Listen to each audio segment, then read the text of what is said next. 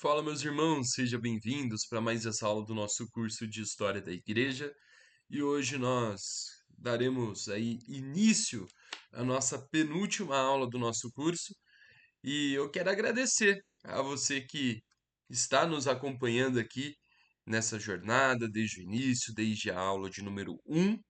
É um prazer muito grande tê-los aqui conosco e para fazermos, um desfecho, nós vamos fazer algumas aulas aí que são especiais, como já estamos fazendo aí desde as aulas anteriores. E hoje eu gostaria de trazer uma questão que talvez seja a dúvida de muitos irmãos, inclusive durante a semana, né? Uma das irmãs da nossa igreja mandou uma mensagem no WhatsApp fazendo uma pergunta para mim relacionada a isso. Então eu quero, na aula de hoje, trazer alguns direcionamentos para a gente entender alguns tipos diferentes que nós temos de calvinismo, algumas variações daquela que certamente é a nossa doutrina como reformados, como presbiterianos, mas nós não temos um único calvinismo, nós temos vários calvinismos, e isso acaba gerando dúvida no coração de alguns irmãos, porque surgem termos, surgem certas definições que dizem respeito a um tipo específico de calvinismo e as pessoas elas têm uma preocupação legítima com relação a qual é o real calvinismo, né, por assim dizer. Bom, vamos lá.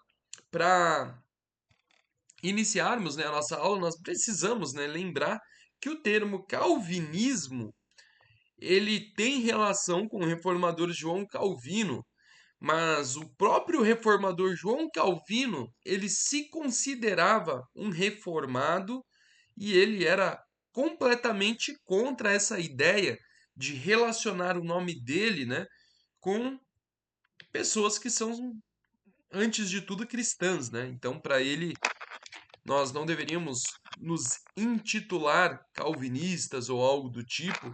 O mesmo acontece com outros reformadores, né, como Martinho Lutero, que em vida ele ficou extremamente nervoso com o fato de algumas pessoas já em sua época nem esperavam a geração seguinte, né, mas já na época do reformador Martinho Lutero, elas já estavam chamando, né, ali as igrejas que tinha uma confissão protestante ali mais luterana de igrejas luteranas. Então, Lutero ele chega a escrever contra o uso do nome dele. Ele fala que a Igreja de Cristo ela deve ser conhecida como cristã, porque o que identifica, né, nós crentes, independente da linha teológica, é que somos seguidores de Jesus. Então, para Lutero era um grande desserviço usar o nome dele.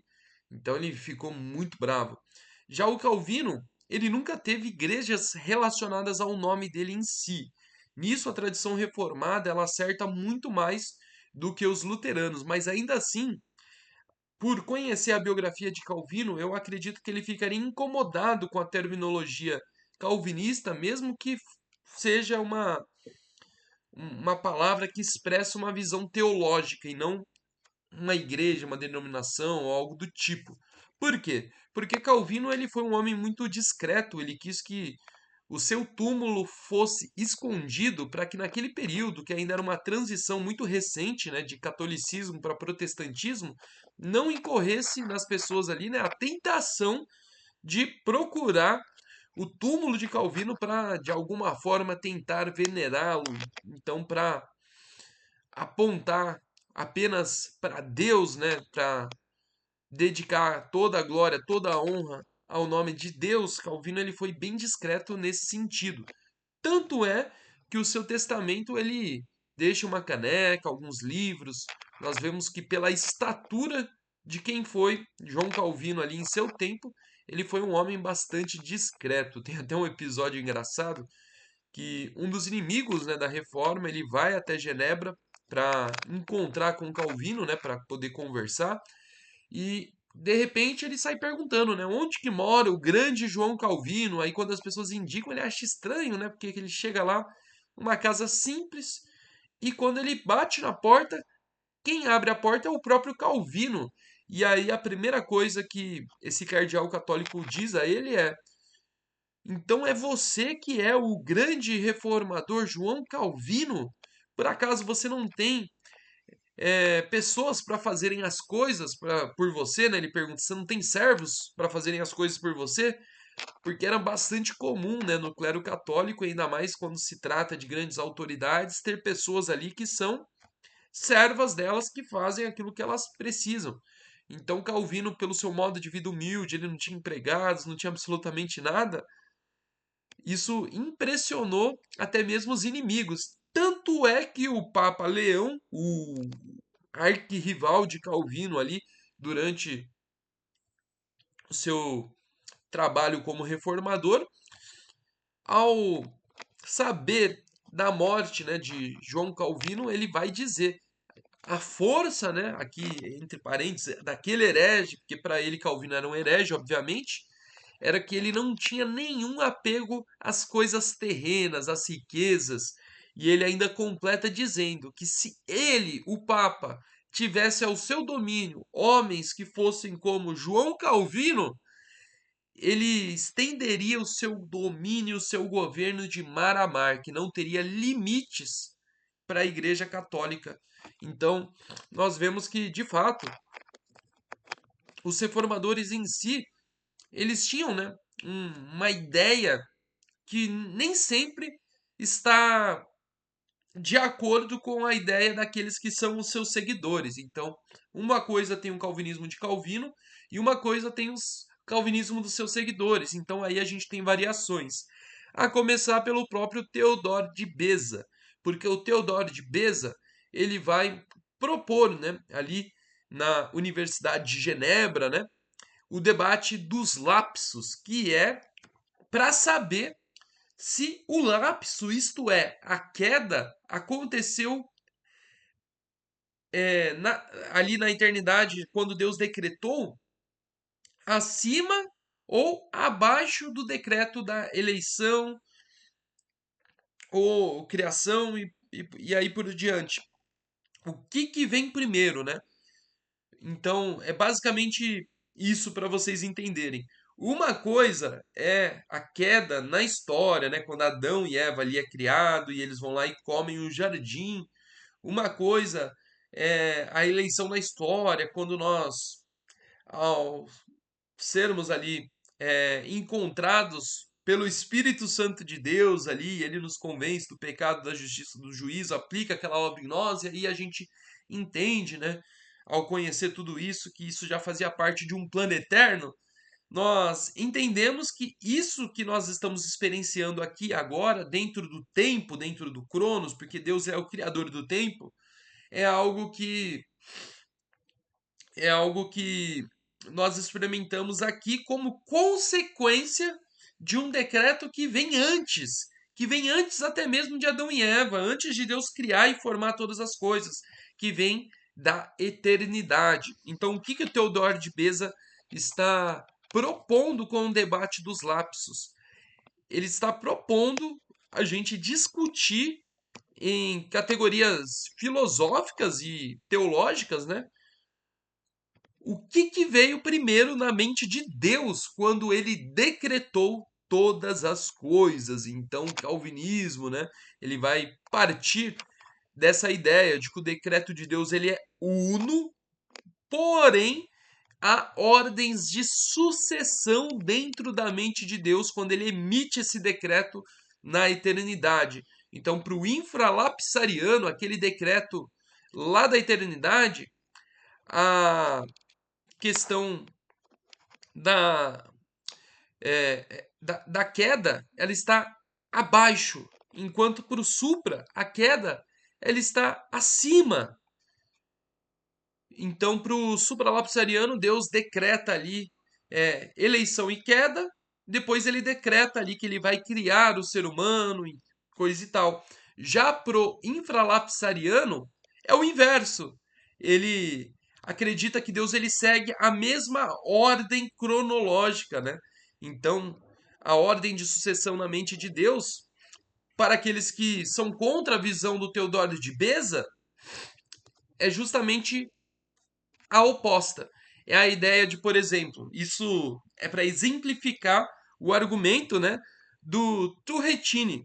O Francis Turretini, ele é alguém que participou, né, de todo esse debate e tomou o posicionamento infralapsariano, contrário ao Teodoro de Beza. A gente pode colocar até que os dois aí são os grandes defensores aí dessas duas alas, aí, pelo menos os defensores embrionários delas. E o Torrentino ele foi quem melhor, né, desenvolveu os argumentos filosóficos a favor do infralapsarianismo. E ele diz que é mais ou menos, só para vocês entenderem, trazendo para as palavras de hoje, que é como se fosse você decidindo ir comprar pão na padaria. Você primeiro pensa: será que existe uma padaria? Será que existe um pão?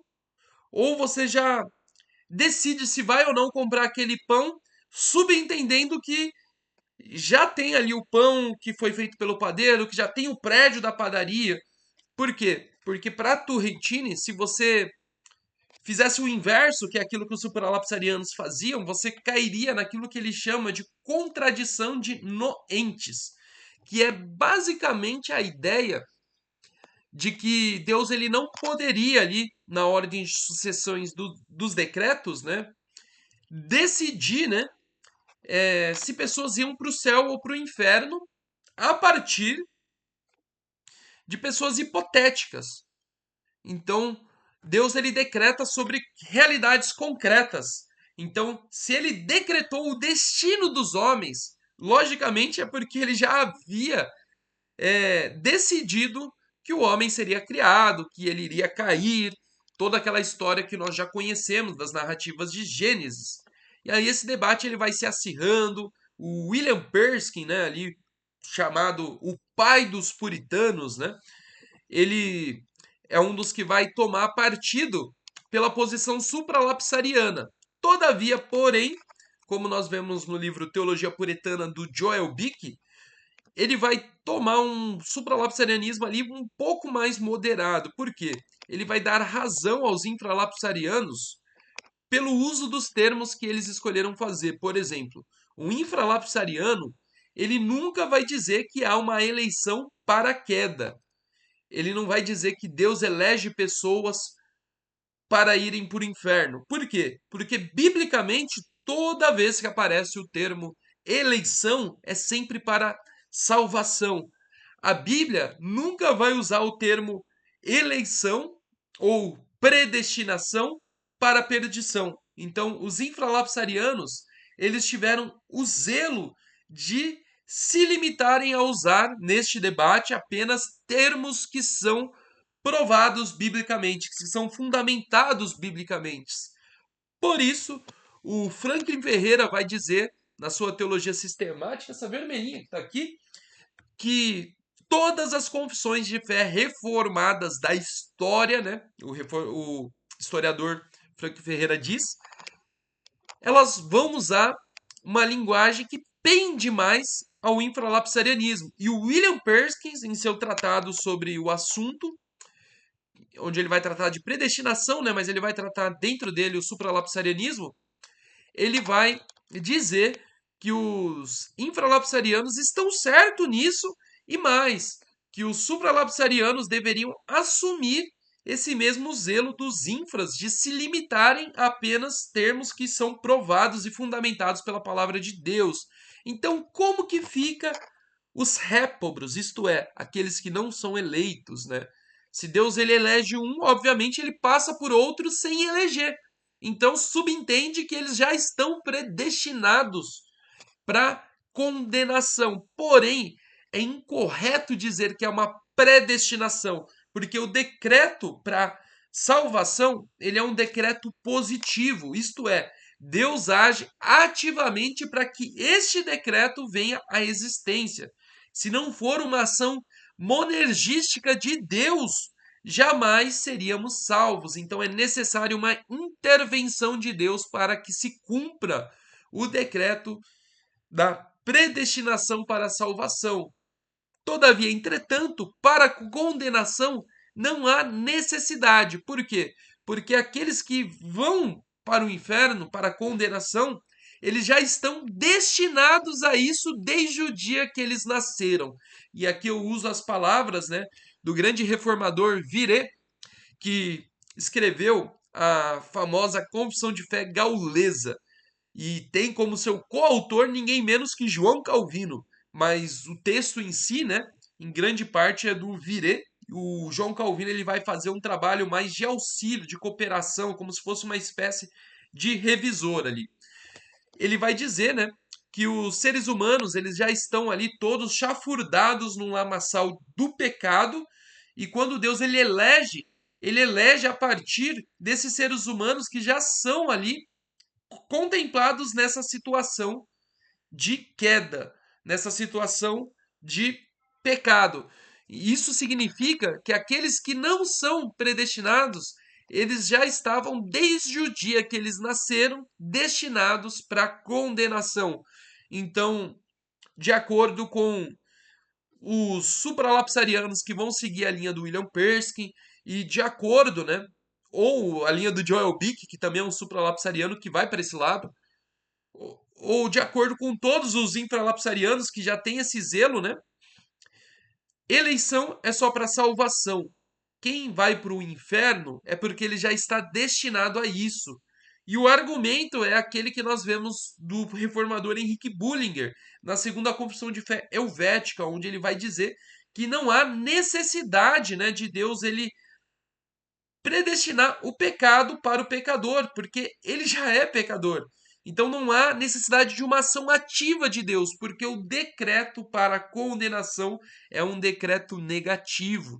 E aqui eu estou usando as categorias, né, do Russell Sproul em Eleitos de Deus, né, um clássico aí recente, né, da nossa teologia reformada, que explica muito bem esse assunto.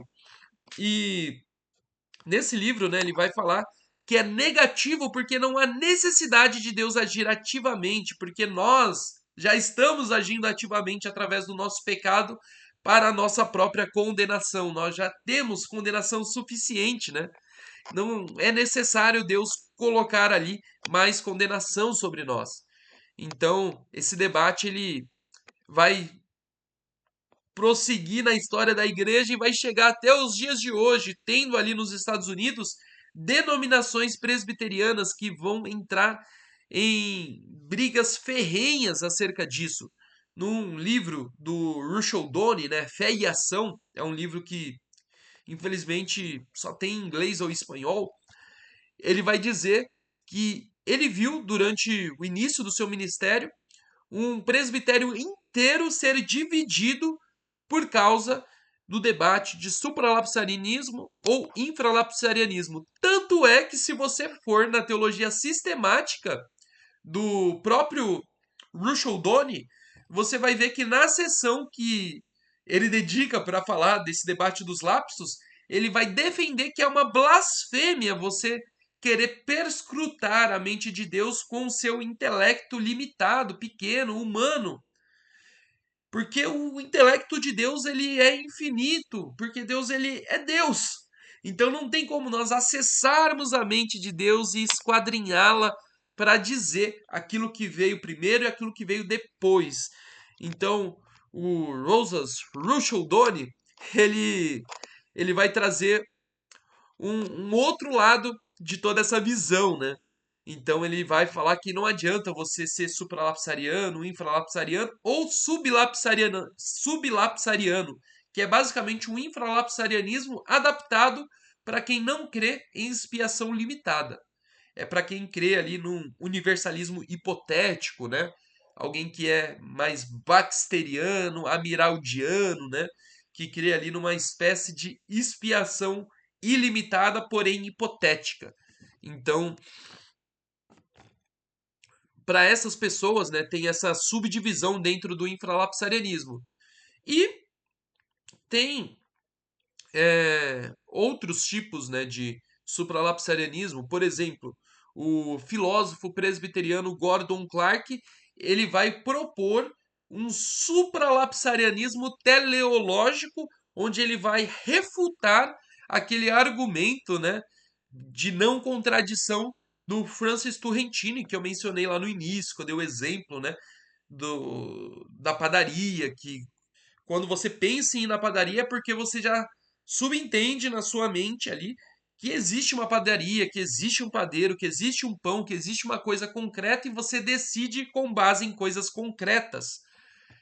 Por quê?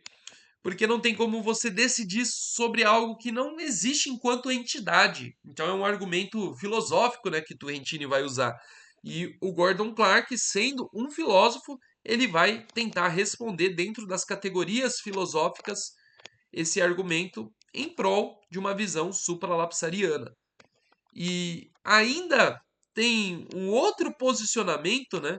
Aí tem uma briga de gigantes, né? O Michael Horton ele vai dizer que o Thomas Goodwin, com a sua ênfase cristológica, né? Ele era, na verdade, um infralapsariano com uma ênfase muito forte em Cristo, né? Colocando Cristo ali acima de todas essas ordens de intenção, aquilo que vem antes de tudo na mente de Deus é o plano de salvação em Cristo Jesus, é a obra de Cristo ali de nos salvar do pecado. Então ele coloca Cristo à frente ali da visão da estrutura infralapsariana. Porém, depois vem o Joel Bick em seu livro Teologia Puritana e ele faz uma resposta ao posicionamento do Michael Horton, dizendo que não, que na verdade o Thomas Goodwin é um supralapsariano cristológico. Mas o que acontece? O Thomas Goodwin, do meu ponto de vista, e aqui eu vou dizer que eu não estou nem do lado do Michael Horton e nem do lado do Joel Bick, porque na verdade eu gosto mais do posicionamento do Bavinck sobre esse assunto e do Dabney, um outro sistemático que infelizmente a gente não tem em português, mas já já eu vou trazer o posicionamento dele sobre esse assunto para vocês. O, o, o posicionamento é o seguinte, né, do Thomas Goodwin. Ele tem uma ênfase tão grande em Cristo, né, uma ênfase cristocêntrica tão grande, que ele vai propor que mesmo que o homem não tivesse caído no Éden, se Adão não tivesse ali comido daquele fruto que Eva entregou ali para ele comer, mesmo se isso não tivesse acontecido, ainda assim Cristo desceria, encarnaria e todo aquilo que a gente vê no Evangelho iria acontecer mesmo se não contemplássemos uma realidade caída de pecado, mesmo sem uma necessidade de salvação, ainda assim teríamos Cristo. Eu particularmente não gosto disso, para mim isso me parece mais uma ideia ali próxima dos mundos possíveis de Molina e para mim trabalhar com e se, hipóteses, quando nós falamos de Deus, não funciona. Por quê? Porque para Deus não há cenários hipotéticos algum. Para Deus há coisas que são concretas. Então não tem essa de mundos possíveis, só tem um mundo que Deus quis, que Deus decretou. Então, eu não gosto desse posicionamento do Thomas Goodwin. Então, para mim, pouco importa se ele é infralapsariano, se ele é supralapsariano, se o Joe Bick tem razão, se o Michael Horton tem razão, porque para mim, quem não tem razão é o próprio Thomas Goodwin. E por que eu falo isso? Porque Bavinck, na sua dogmática reformada, ele vai dizer, pô, embora eu esteja mais inclinado ora a um lado, ora para o outro, eu não posso tomar partido em nenhum dos dois. Por quê? Porque para Bavinck, o supralapsariano ele está apontando para o alto, ele está dizendo: se não for a, a eleição, a predestinação, né, o decreto eterno de Deus, a soberania de Deus ali em nos eleger em Cristo Jesus desde a eternidade, nós não teríamos condições de ser salvos. É necessário a intervenção de Deus. É necessário que a soberania de Deus se estabelecesse na história. Por quê? Porque nós não tínhamos condições alguma de receber algo da parte de Deus se não fosse o próprio Deus descendo até nós. Então o supralapsariano aponta para cima, para a dependência em Cristo Jesus. Por outro lado, Bavinck vai trazer que os infralapsarianos, eles apontam para baixo, para a profundidade e gravidade da queda. Os infralapsarianos, eles têm uma grande ênfase na gravidade do pecado. Então, eles tratam o pecado com muita seriedade. Então, para Bavinck, os infralapsarianos, eles estão apontando para baixo e dizendo: olha a profundidade da nossa queda, da nossa desgraça. Certamente nós não teríamos condições nenhuma de subir até Cristo Jesus. Então é por isso que é necessário ele descer até nós e nos resgatar. Ou seja, um aponta para a soberania de Cristo Jesus, a segurança que temos em Cristo Jesus na salvação. E o outro aponta para a nossa queda, para a nossa fragilidade, para a nossa debilidade, para o fato de que nós não conseguimos nos salvar por nós mesmos. Então, para Bavinck, os dois, né, estão corretos em suas ênfases principais, então para ele não interessa o mérito da discussão, que é a ordem de sucessões lógicas do decreto de Deus na eternidade. O que estava dentro da mente de Deus quando ele decretou todas as coisas? Qual que foi a ordem lógica desses decretos ali na mente de Deus? É a gente tentando perscrutar a mente infinita de um Deus infinito com a nossa mente limitada, raquítica. Nossa mente não é nada em comparação à mente de Deus.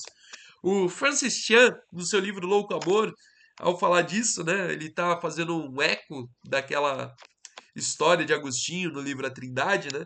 Ele vai falar que é como se fôssemos uma criança que com uma latinha de 360 ml de Coca-Cola tenta colocar toda a água do oceano dentro dela. E na imaginação daquela criança ela vai conseguir.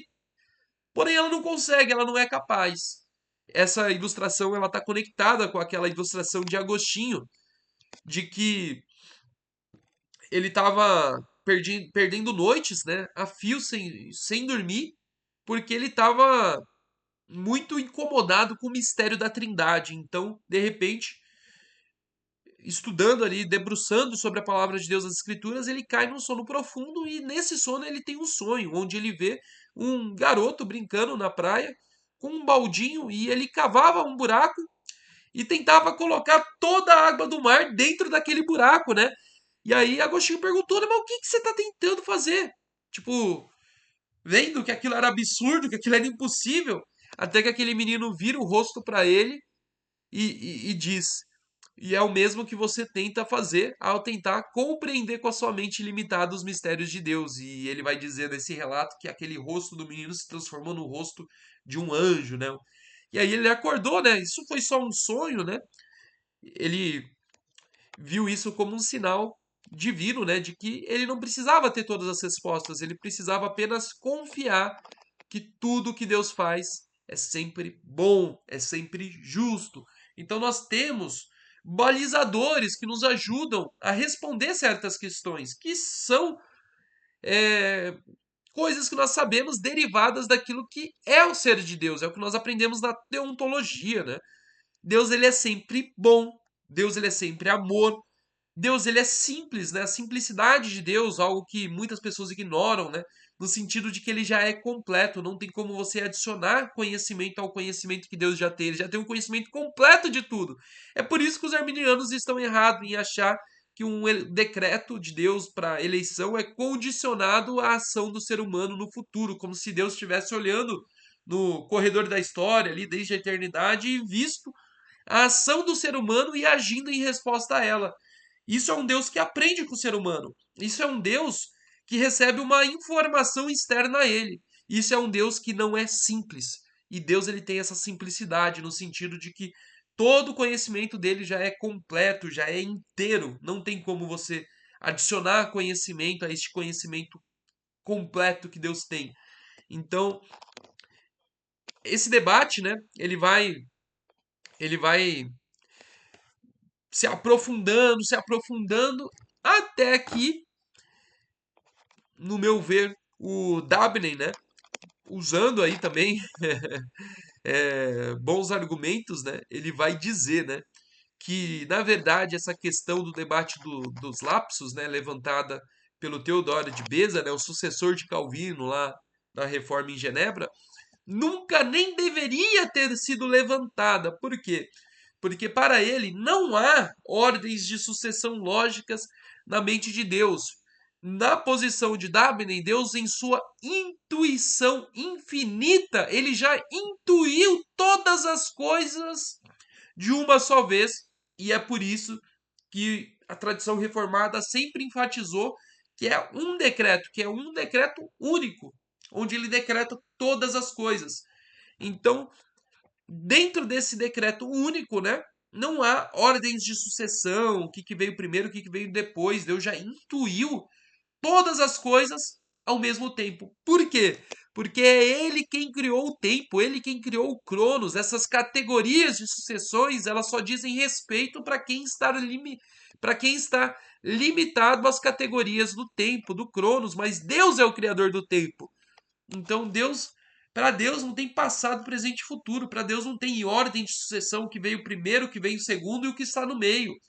Para Deus, em sua simplicidade, a informação já está completa. Então, não há por que insistirmos neste debate dos lapsos. Eu vou muito por essa opinião do Dabney. Eu não chego a dizer que aqueles que se esmeraram em debater isso, eles fizeram um serviço inútil, né? Porque o Russell Doane ele vai para esse lado, ele vai dizer que é inútil e nem mais. Quem vai para esse debate está blasfemando diante de Deus. Então, para ele, está cometendo um pecado gravíssimo, um pecado de blasfêmia. Porque o simples fato de você propor, prescrutar a mente de Deus, ou seja, estudar com profundidade aquilo que estava dentro da mente divina na eternidade, é de uma arrogância tão grande que essa pessoa ela está blasfemando de Deus, ela está fazendo pouco caso de Deus, porque nós sendo tão limitados, nós sendo tão distantes do nosso Criador, no sentido de que ele é grande, infinito, e nós somos infinitamente limitados, infinitamente pequenos perante ele, que quando o homem ele chega a esse ponto, né, de querer discutir aquilo que está dentro dos pensamentos de Deus, ele está entrando por um caminho que ele nunca deveria ter entrado. E aqui eu quero concluir a nossa aula com quem nós começamos, com João Calvino. Lembra daquele João Calvino que tinha uma preocupação enorme com a glória de Deus? Em suas Institutas, livro 1, ele vai dizer lá na parte dos mistérios de Deus, quando vai tratar sobre a origem do mal, do pecado, né? Ele vai tratar que a origem em si, né, ela vai ser um mistério. E acerca destes mistérios dos quais nós não temos respostas, porque a Bíblia ela não nos dá uma resposta concreta e clara, Calvino vai dizer que aonde a Bíblia ela dá um passo, ele dá um passo, mas aonde a Bíblia para, ele também para. Então, para Calvino, nós só vamos dar passos aonde a Bíblia nos diz algo concreto. Se nós vamos pisar num terreno onde não tem uma base sólida das Escrituras, onde não tem algo concreto das Escrituras sagradas, é porque o Espírito Santo não quis que ocupássemos o nosso tempo discutindo, pensando nessas coisas. A gente precisa ter a humildade de reconhecer que certas coisas são mistérios. Deuteronômios 29, 29. As coisas reveladas pertencem a nós, mas as coisas que não são reveladas são mistérios, porque pertencem ao Senhor. Então é essa humildade que nós precisamos ter. E Calvino completa dizendo, né, que aqueles que se enveredam por esses caminhos tortuosos, eles acabam voltando humilhados e oprimidos pela glória de Deus, porque não há como a mente humana limitada esquadrinhar a majestade e a soberania de Deus. Então, olha só o zelo e a piedade deste homem, deste reformador chamado João Calvino, que sirva de exemplo a todos aqueles que tentam, por caminhos que não são através das Escrituras, tratar de questões que não nos são reveladas na palavra de Deus. As Escrituras Sagradas, o dom da divina Escritura, é tão sublime, é tão maravilhoso que aqui eu faço uso das palavras do doutor Martinho Lutero. Ele dizia que ele estava tão satisfeito com o dom das Escrituras que o coração dele não desejava receber visões, receber visita de anjos, coisas extraordinárias, experiências extraordinárias, porque ele estava tão satisfeito com a palavra de Deus que já continha tudo que ele precisava saber, tudo que ele ansiava saber, tanto sobre essa vida como também sobre a vida vindoura, de tal modo que ele não precisava de mais nada. Se ele tivesse tão somente com o dom das Escrituras, ele já estava satisfeito. E aqui nós entramos naquele conceito que para nós é muito caro como reformados, que é o conceito de sola Escritura. Sola Escritura não é nuda Escritura, não significa você ignorar a história. Nuda Escritura, isto sim era um posicionamento extremista dos reformadores ali, da ala mais extremista da reforma, que eram anabatistas, os menonitas não são tão extremistas, mas eles tinham essa ideia um pouco radical, né, do sola escritura. Por isso que até mesmo o Menos Simon, sendo um pacifista, ele é enquadrado como um dos reformadores radicais, né? E esse entendimento radical das escrituras deles não abria espaço, né, para confissões de fé, catecismo, tradição. Eles achavam que eles próprios, sozinhos com as escrituras, eram o suficiente, ignorando, né, tudo aquilo que Deus fez na história. E isso é um erro muito grande. E, infelizmente, nos dias de hoje, muitas pessoas cometem.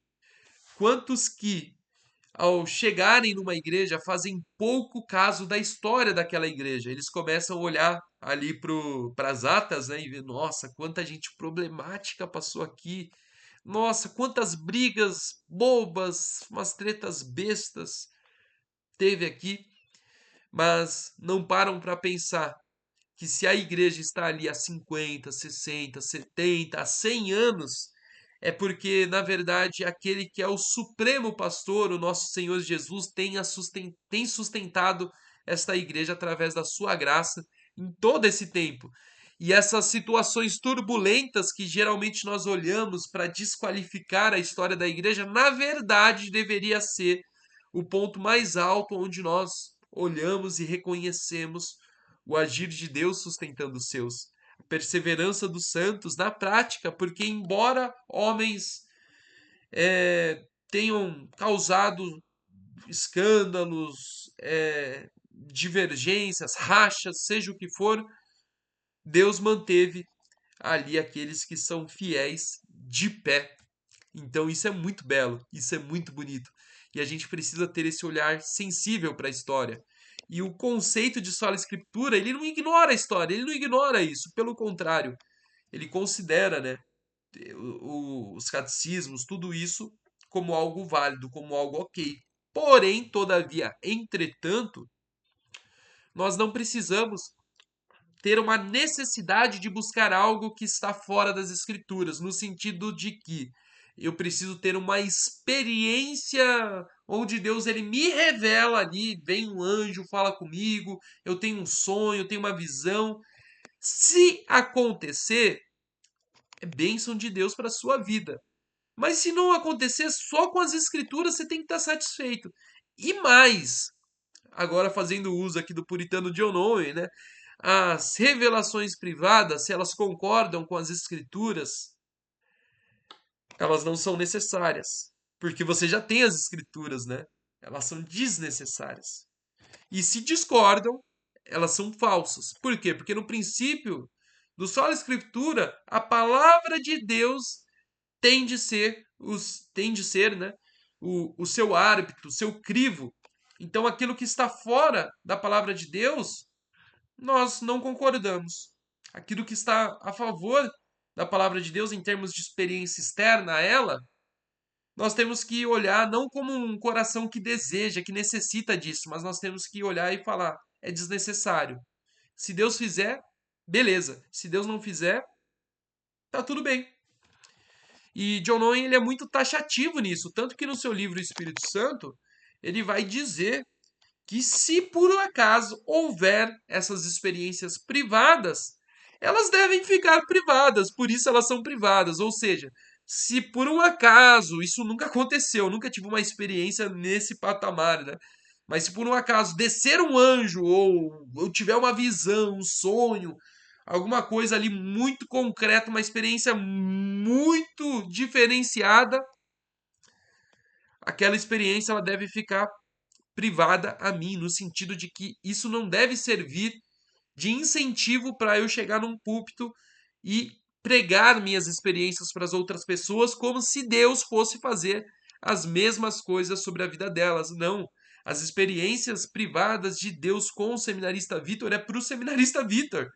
E não é para mais ninguém. Esse é o princípio que o puritano John Owen está defendendo. Então, se alguém tem uma experiência privada, essa pessoa não tem que ficar ensinando dogmaticamente essas experiências privadas como se elas fossem acessíveis no sentido de que Deus vai fazer isso na vida de todo mundo que simplesmente crê. Muitas pessoas creem, muitas pessoas têm fé e ainda assim vão viver e morrer apenas com o dom das Escrituras. E isso tem que satisfazer o nosso coração. O coração que não é plenamente, completamente satisfeito nas Escrituras, ele vai buscar em outras coisas que não são a palavra de Deus essa satisfação. E aí está o perigo dessas igrejas que vivem de experiência em experiência, de sonho em sonho, de visão em visão. E via de regra, essas experiências estão sempre contrárias às escrituras, né? Então, quando a gente olha para a história da igreja, né, geralmente quando essas experiências acontecem são aquelas situações de virada onde Deus levanta grandes homens de Deus como de fato uma espécie de profeta para o seu tempo, como foi ali com os reformadores, por exemplo, o John Hus, né, que ali no seu martírio, quando ele estava na fogueira, ele disse, né, vocês podem queimar um ganso, mas Deus suscitará para si um cisne e esse vocês não conseguirão apanhar. Vocês não vão conseguir agarrá-lo, vocês não vão conseguir prendê-lo, vocês não vão conseguir queimá-lo. E ali 100 anos depois vem Martinho Lutero, o Cisne, e o Cisne cantou. Ele trouxe ali a verdade do evangelho à tona e eles não conseguiram matar, eles não conseguiram prender. Nós vemos ali claramente os desígnios de Deus sendo cumpridos. Mas isso diz respeito a algo que Deus fez que direcionou a igreja, o povo de Deus. Geralmente esse tipo de experiência quando ela acontece de forma pública, ela diz respeito à direção que a igreja como um todo está tomando na história. Então são pontos importantes, pontos de viradas na história. Geralmente essas experiências elas surgem com grandes avivamentos, né? Como nós vemos, né? Experiências ali no grande avivamento dos Estados Unidos, ali com Jonathan Edwards e muitos outros, né? A gente olha e tem relatos nos diários, ali nos escritos de Jonathan Edwards, que são extraordinários. Mas aquilo são exceções de certos períodos onde há esses momentos de viradas, de grande avivamento, e a reforma é um grande avivamento. Então, isso não deve ser tomado como regra, até porque o próprio Jonathan Edwards, né, mesmo tendo tido essas experiências, né, ele se posiciona doutrinariamente como sendo cessacionista, né? Eu particularmente prefiro acerca dessas coisas, né, de dons espirituais, um termo que vem dos puritanos, né, que é o providencialismo, né, a confiança ali na doutrina da providência, de que o dom, né, ele não é algo que Deus ele dá no sentido de a pessoa portar o dom. E isso existiu sim, mas num período ali inaugural da igreja, onde nós temos ali os apóstolos munidos de uma autoridade diferente, né? Não só os apóstolos, algumas pessoas ali da época ligadas a eles, munidos de uma autoridade diferente, para que o evangelho avançasse, para que o reino de Deus chegasse, para que as pessoas crescem. É por isso que os objetos de Paulo curava, a sombra dele curava, por isso que Pedro olha para um homem e fala: levanta e anda, e o homem levantava e andava.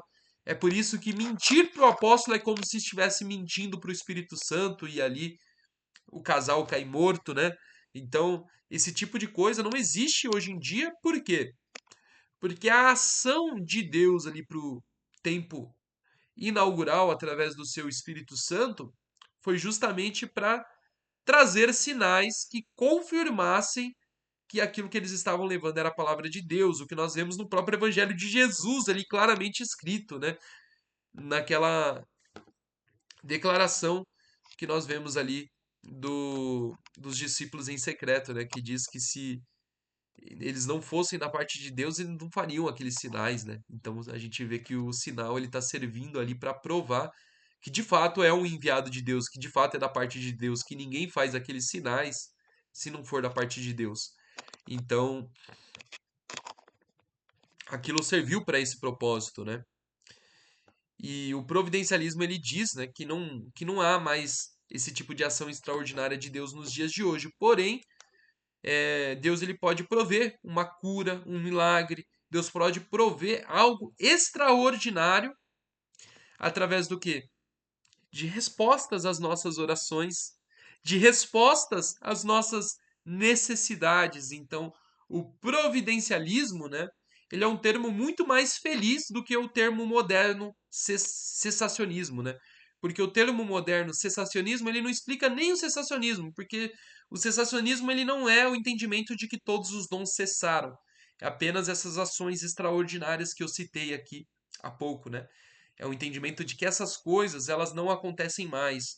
E dentro do cessacionismo, né, tem alguns que creem, né, que a qualidade dos crentes decaiu, né? E é por isso que a ação do Espírito Santo ela foi diminuindo, ela foi minguando. Não é porque ele mudou o seu modo de agir, o seu modus operandi, mas é porque a qualidade dos cristãos vem caindo, o amor vem se esfriando, que é um tipo de cessacionismo também que a gente vê, por exemplo, no grande pregador aí da história recente, Charles Haddon Spurgeon, o grande pregador batista, conhecido como príncipe dos pregadores nos tempos modernos. É uma espécie de cessacionismo moderado, né? Mas eu prefiro aquela formulação dos puritanos, né? O providencialismo, eu acho que ele explica melhor, porque a ideia de cessacionismo, à primeira vista, passa a ideia de que Deus ele não age, de que Deus ele não intervém, né? Mas isso não é cessacionismo, isso é liberalismo, né? Os liberais, estes sim, não acreditam que Deus ele faça ali intervenções sobrenaturais aqui nas nossas vivências na Terra, né? Então eles vão tentar explicar todos aqueles sinais extraordinários descritos na Bíblia por meio de explicações naturais, ou vão simplesmente ignorar, né, o, o aspecto sobrenatural do texto, fazer vista grossa a ele e focar apenas naquilo que é a mensagem, o querigma do texto. Então, são os liberais e não os cessacionistas, né, que vão para esse lado. E geralmente alguns que são mais continuistas, eles vão acusar o cessacionismo disso, mas não é uma acusação válida, né? Mas eu admito que o termo cessacionismo ele não é tão feliz quanto o termo providencialismo. Por isso eu prefiro que a gente se defina como sendo providencialistas. E é isso, meus irmãos. Na aula que vem, né, para encerrarmos os nossos estudos de história da igreja, eu vou trazer outras diferenciações do calvinismo. Eu vou trazer aquilo que seria o New Calvinist, o novo calvinismo, que tem a ver com o ressurgimento do calvinismo no começo dos anos 2000. Eu vou trazer também para vocês o que é neocalvinismo, é, hipercalvinismo, neopuritanismo, né? E eu vou trazer aí duas definições diferentes para isso, uma positiva e uma negativa, e a gente vai tratar dessas questões aí para fecharmos o nosso curso de História da Igreja e depois eu vou fazer um videozinho falando a respeito, né, da minha vivência, da minha experiência na Igreja Presbiteriana de Valinhos, né? Como foi a minha história para chegar até lá. É uma espécie de um testemunho do seminarista, e aí a gente vai tratar um pouquinho aí da história do pastor, o reverendo Ricardo, né? Eu vou trazer algumas questões para os irmãos. Eu até brinquei em um dos avisos do nosso culto que eu faria isso, né? E se alguém levou isso como brincadeira apenas, está enganado. Eu vou fazer de verdade. E é isso, meus irmãos. Deus abençoe você que nos acompanhou até aqui. Agradeço a todos e fiquem aí com a nossa aula de história da igreja de hoje. Deus abençoe a todos, meus irmãos. Ótima semana.